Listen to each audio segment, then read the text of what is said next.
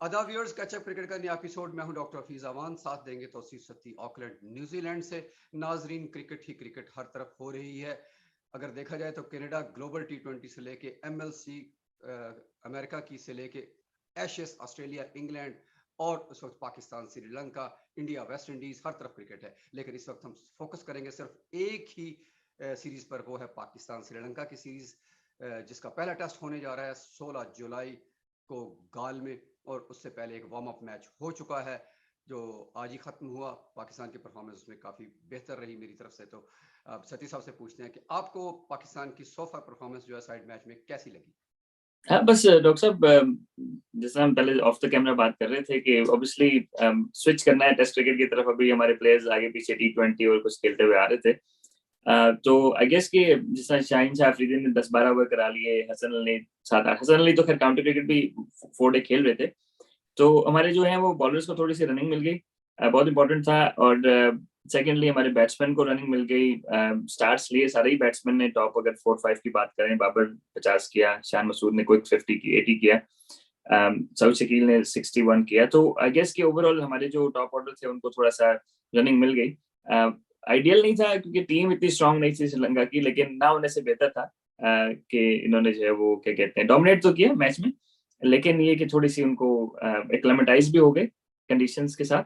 और secondly most importantly कि क्या कहते हैं हमारे जो प्लेयर्स रेड बॉल से दूर चले गए थे, उनको थोड़ा सा रेड बॉल का दोबारा मिल गया, क्या कहते हैं वार्म अप। अच्छा, पाकिस्तान श्रीलंका की सीरीज मोस्टली होती रहती है हर साल, यहाँ होती है या वहाँ होती है। अच्छा अच्छा कंटेस्ट हमें देखने को मिलता है हमेशा। तो अब ये मैच है गाल में से सब। अब थोड़ा सा बता दीजिएगा नाजरीन को कि वहाँ की विकेट, आई मीन पिच और वेदर कंडीशंस और जो उस दिन का टेम्परेचर है वो किस तरह इफेक्ट करेगा इस मैच को।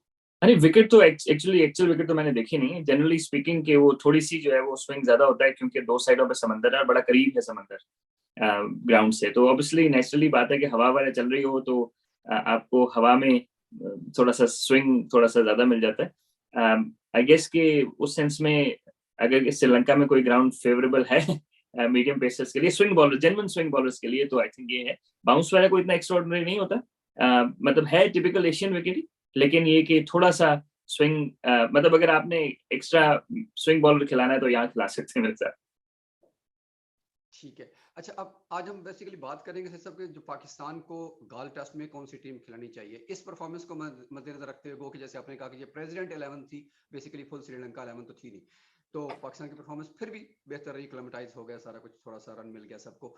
तो उसके मुताबिक पाकिस्तान को क्या सोच के मैदान में उतरना चाहिए, किस तरह की टीम खिलानी चाहिए? अगर मैं वन बाय वन आपसे बात करूं तो जी ओपनर जी, से मैं बात शुरू करता हूं कि सबसे पहले ओपनर्स आपको दो कौन से जाते हुए नजर आ रहे हैं अंदर?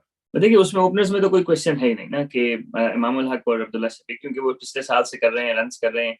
आई don't think there will be any issues. जब से आबिद अली इंजर्ड हुए या वो उनकी जो इशू हुआ था हेल्थ का, तो उसके बाद इमाम और उसकी जोड़ी बन गई और these guys have been performing. तो I think their positions are pretty firm. अच्छा, जो सबसे इंटरेस्टिंग इसमें है ना, inclusion interesting in the sense के जो इन एंड आउट बार बार हो रहे थे, जो टीम में इन थे लेकिन मैच में इन नहीं हो रहे थे, वो थे शान मसूद। पिछले काफी अरसे से, इवन T20 की टीम हो, वनडे की टीम हो, टेस्ट की हो, तो Shan Masood in and out थे। बहुत सारे क्रिटिसिज्म भी उन पर हो रहा था। तो अभी उन्होंने साइड मैच में 80 रन किए, बेसबॉल क्रिकेट खेली, 100+ का स्ट्राइक रेट से बहुत अच्छा उन्होंने रन कर दिए।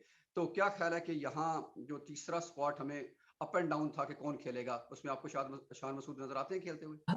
हाँ देखें, अगर अगर उनकी फर्स्ट चॉइस शान मसूद ना होते तो शायद उनको तीसरे नंबर पे बारी ना कराते, क्योंकि टू बी ऑनेस्ट इस विकेट पे इस ऑपोजिशन के खिलाफ जिसको भी बारी करानी है उससे रन तो करने हैं। सही है, समझ लें।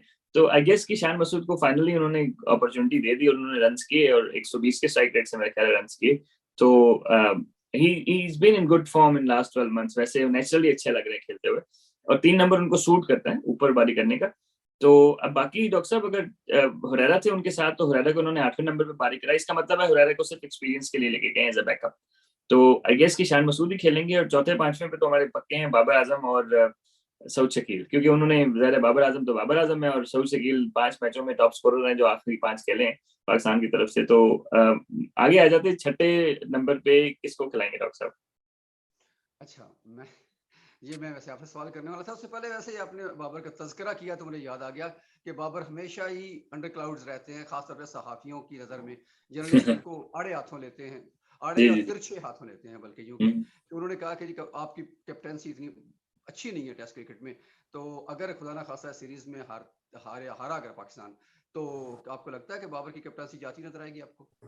और टू बी हासिल क्या फेयर होगा साथ में? डॉक्टर साहब, टेस्ट क्रिकेट में तो जाहिर है कि उसकी कप्तानी इतनी अच्छी नहीं रही और सबको पता है, उसको भी पता होगा, सबको पता है। अब क्वेश्चन ये है ना कि अभी हमारा फोकस ज्यादा वर्ल्ड कप के ऊपर है।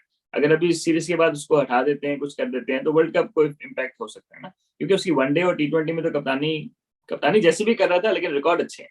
इन the end record matter, right? Test cricket में उसके रिकॉर्ड्स बहुत बुरे हैं, तो आइडियली उसको टेस्ट क्रिकेट में हो सकता है कि अगर ये सीरीज हार जाए, क्योंकि Sri Lanka is relatively weaker team than Pakistan, although they're playing at home, Pakistan should be able to win it. If Pakistan doesn't win it, ये पाकिस्तान सीरीज हार जाता है, बराबर हो गया तो बच जाएगा, हार गया तो शायद बाबर आजम की टेस्ट की कप्तानी जाए।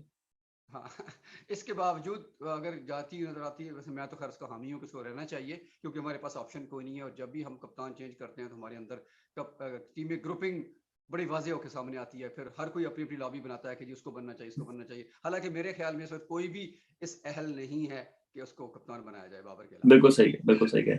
ठीक है, आगे दोबारा हम वापस आते हैं अपने एपिसोड की तरफ। कि वो था कि अभी छठा नंबर आप बताएंगे मुझे कि छठे नंबर पे किसकी बारी बनती है? अच्छा, अब इस मैच में जो वार्म अप मैच में इन्होंने सरफराज अहमद से कीपिंग कराई है, और Sarfaraz Ahmed batted ahead of Rizwan.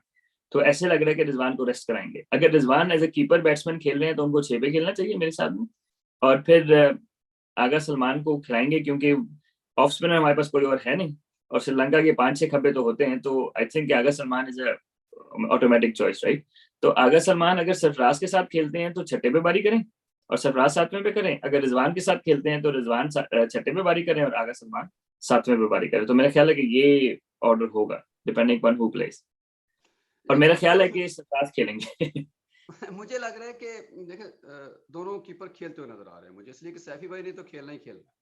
इसलिए कि टेस्ट की पिछली परफॉर्मेंस जो है लेटेस्ट, जो न्यूजीलैंड के खिलाफ थी, वो सरफराज की परफॉर्मेंस शानदार थी बैट के साथ। कीपिंग की बात नहीं मैं कर रहा। सही है। तो कि वैसे खैर कीपिंग में आजकल सब से याद आया कि कीपिंग में आजकल इतना मैटर नहीं करता।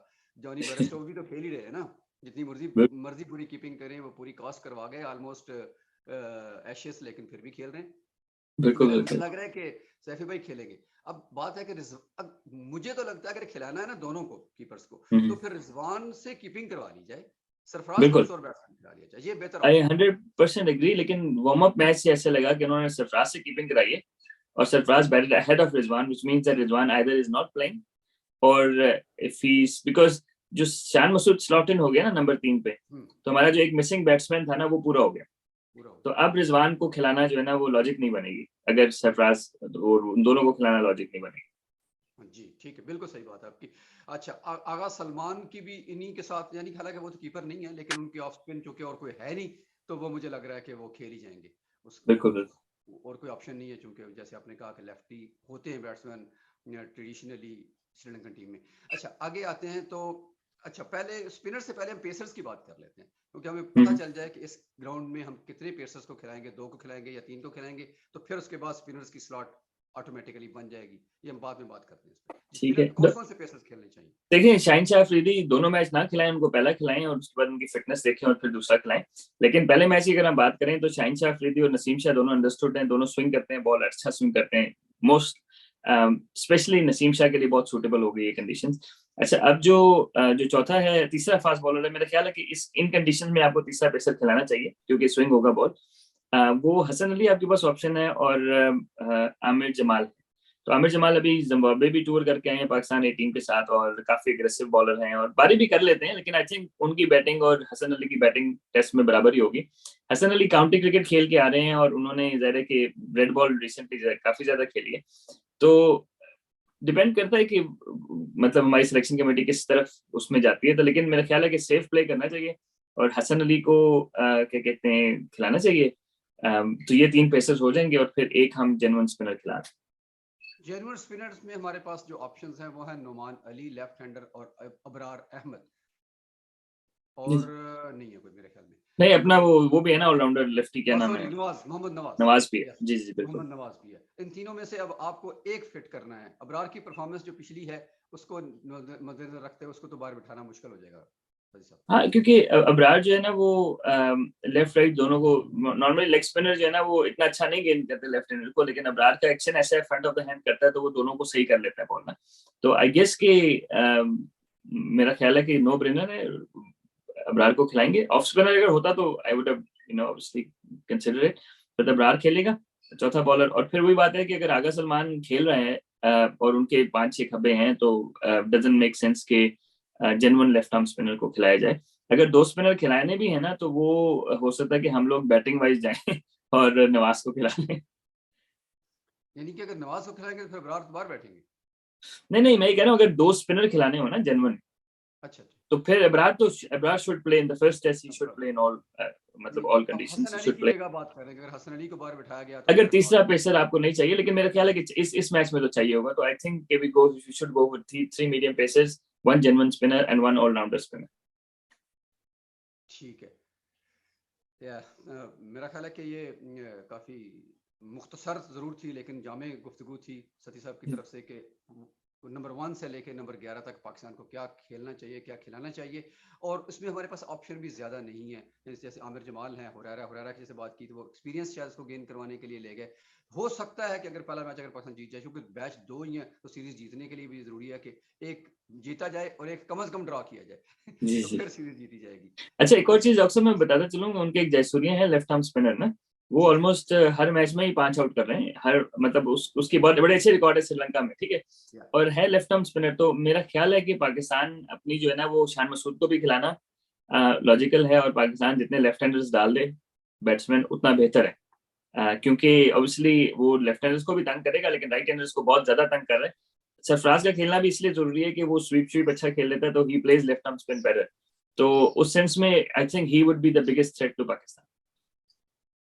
जी, बिल्कुल बिल्कुल बिल्कुल, आपने ठीक कहा। वैसे भी ट्रेडिशनली भी अगर देखा जाए तो श्रीलंकन जो स्पिनर्स हैं हमेशा से सारी दुनिया को तंग करते हैं, खासतौर पर श्रीलंका में तो बहुत ही करते हैं। और पाकिस्तान के खिलाफ तो रंगना हैरत से लेके मुरली से लेके किस किस ने हमारे खिलाफ पंजे क्या अट्ठे अट्ठे और दसे दसे भी लगाए हुए हैं तो कुछ पता नहीं चलता क्या हो जाएगा। तो जी जी। मेरा ख्याल है कि पाकिस्तान की सिलेक्शन के हवाले से कोई और आप ऐड करना चाहे तो जरूर कीजिएगा। नहीं नहीं बिल्कुल, बस हम जिस तरह दोबारा इसको दोहरा दें अगर एपिसोड खत्म करने से पहले, कि इमामुल हक और अब्दुल्ला शफीक ओपन करेंगे, और तीसरे जी, पे ईशान मसूद, चौथे पे बाबर, पांचवे पे सऊद शकील। सऊद शकील हो गए, छठे पे जो है वो आगा सलमान, सातवें पे सरफराज, आठवें पे हसन अली, फिर शाहीन शाह अफरीदी नौवें पे, और फिर 10वें पे जो है वो नसीम शाह, और 11वें पे अबरार। तो ये बैटिंग ऑर्डर भी है हमारी तरफ से, और मेरा ख्याल है ये टीम सिलेक्शन हो गया। चले ठीक है, ठीक है जी। उसके साथ साथ बता दें इनको, वैसे इन्फॉर्मेशन के तौर पे बता दें, वैसे तो देख ही रहे हैं सारे के वेस्ट इंडीज़ और इंडिया की जो सीरीज़ जारी है उसमें 150 पे वेस्ट इंडीज़ आउट हो गई है, जो कि क्रिकेट नाजरीन के लिए काफ़ी तकलीफ दे मरहला है। इससे पहले वो बाहर हो गई थी वर्ल्ड कप के क्वालिफाइंग राउंड में भी, और अब वो टेस्ट में भी उनकी परफॉर्मेंस को अच्छी नहीं जा रही। और उसके साथ साथ इंडिया इस वक्त 80 रन पर कोई आउट नहीं है, पहले दिन का खेल खत्म हो चुका है। ठीक है, जी जिसके जी। साथ हमें इजाज़त दीजिए, हाजिर होते हैं। उम्मीद करेंगे इंशाल्लाह हम जो चौथा एशेस का टेस्ट है उसके साथ, उसके प्रीव्यू के साथ आपके सामने आए जरूर बहुत जल्द। Thank you, Allah Hafiz. Allah Hafiz.